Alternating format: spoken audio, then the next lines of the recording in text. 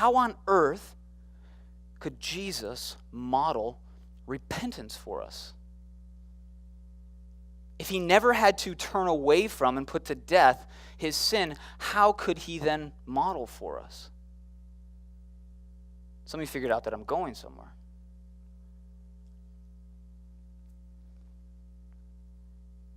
And so flip over with me to Matthew 27 real quick. It's a Bible study, right? You can turn the page once in a while. Matthew 27, same book. Toward the end.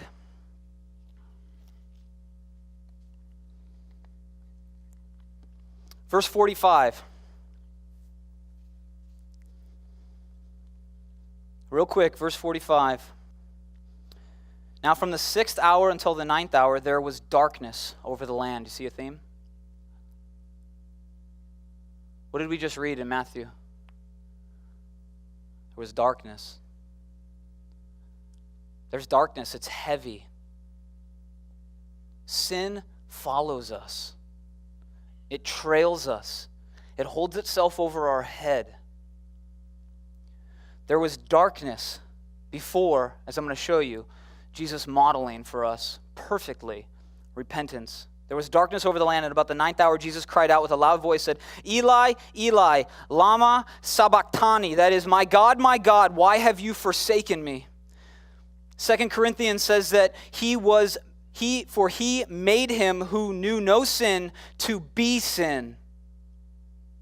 In this moment, Jesus became every time you swore, every time you dishonored your father or mother, every time you watched porn, every time you gossiped, every time you slandered, Jesus became all of that, and God turned away. God turned from sin. And so a lot of people don't understand. How could God forsake Jesus?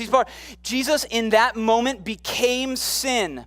So God models, the first thing you do is you turn away from it. And then what happens? Jesus as sin is put to death.